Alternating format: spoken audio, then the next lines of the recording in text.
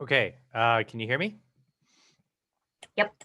Okay, so howdy everybody. I'm Daniel Roesler, and the project that I worked the most on this year was called Runoff Rally. It actually ended up being beyond the primary runoff. This was originally started to help streamline the recruiting and application process for poll workers for Travis County. You can go to the next screen. So prior to this project, Um, the county, in order to become a poll worker for the county, you had to find where on the Travis County website you needed to go. You had to figure out there's like 20 different positions that you had to figure out what they all were.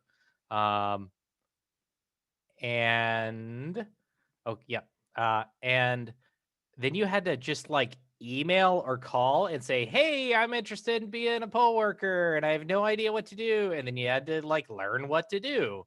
And there were a bunch of back and forth and you had to submit stuff. And so like that's just like a lot of time commitment and you have to call during office hours and like so if you have a job that's really hard to do.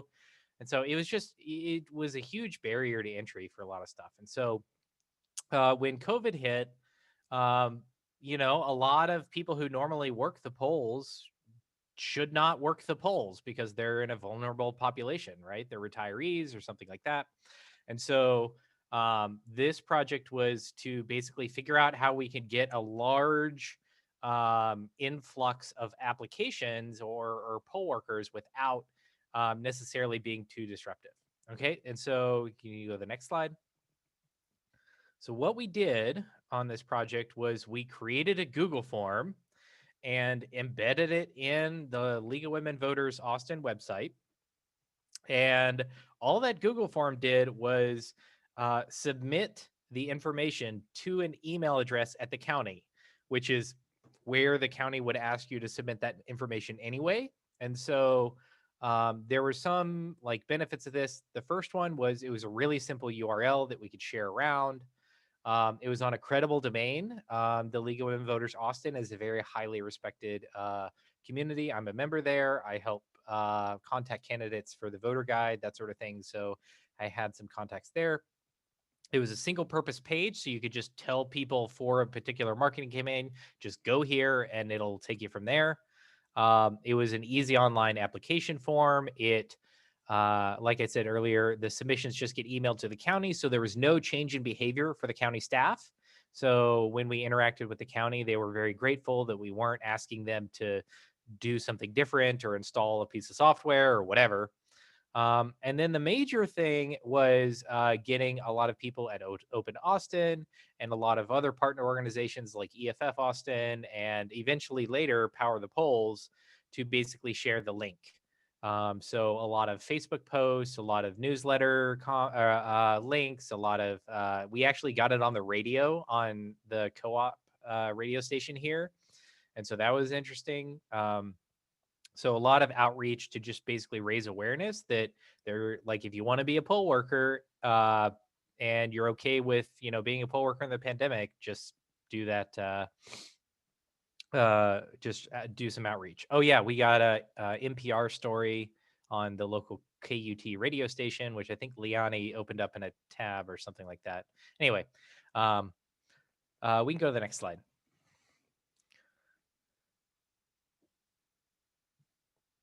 Liani. Okay. So the tech, it was really, really simple tech. The goal of this was to get it running within like less than a week.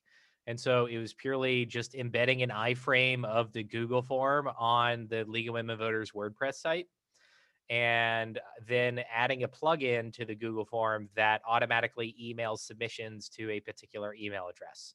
And that was it. And after that, it was pretty much all marketing and outreach.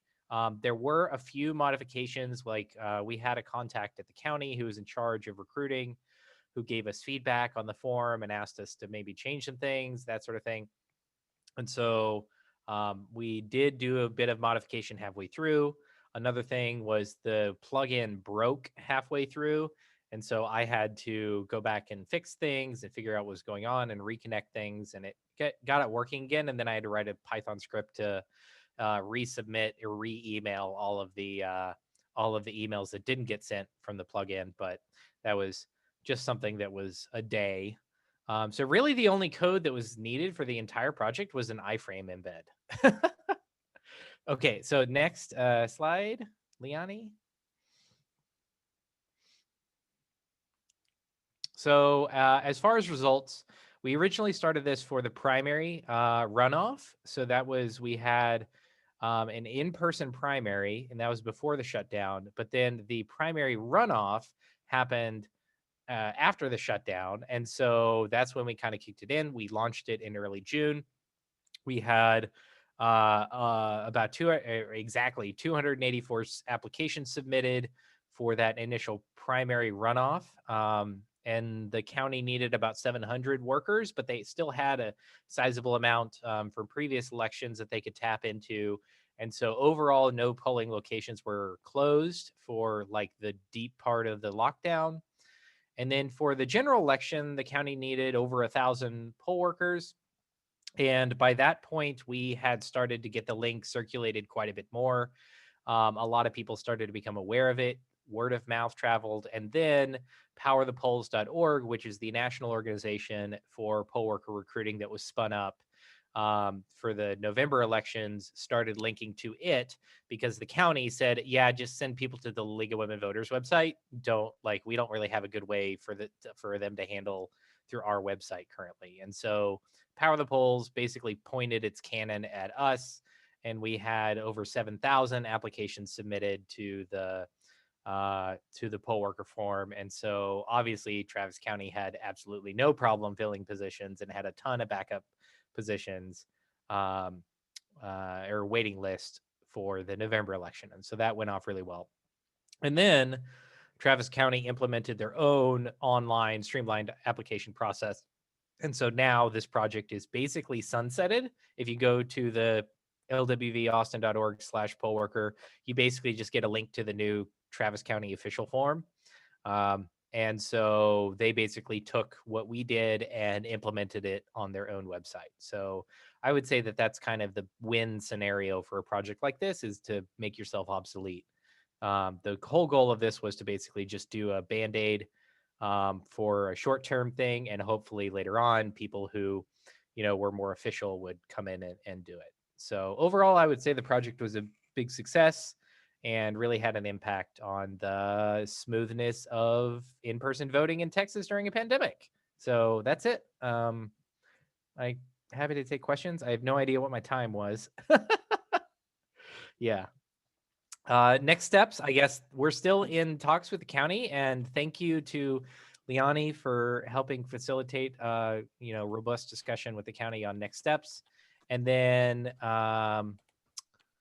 also, thank you to the League of Women Voters for helping, host the website and lending your credibility to this project. I think it really helped, made people feel very, very good about submitting information through that for their application process. So thanks to everyone involved. I feel really good about it, and I'm looking forward to 2021 where I can work on another project.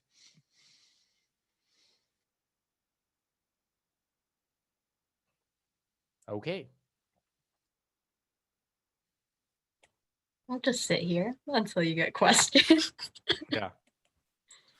I don't have a question as much as this is, I can't even like overstate the success that this was, because I remember at the beginning of this project in like the spring when it was first starting, how scared everybody was that we weren't going to have enough poll workers from the pandemic, and to see the numbers go up and up and up in the project channel over the summer, and then the final number when because I applied and I expected to go be a poll worker, but they had so many applicants that they never had to worry about that. And that's just awesome. Thank you. Oh yeah, Cindy mentioned in the chat that there was a statewide webinar with the League of Women Voters to help educate or kind of socialize this whole project with other counties in Texas to potentially streamline application processes in other counties. So I wouldn't be surprised if we get asked to do that again. Maybe the Travis County clerk asks us to present this at some statewide level or with specific other counties. And if you have connections with other counties, let us know in chat or hit up info@open-austin.org.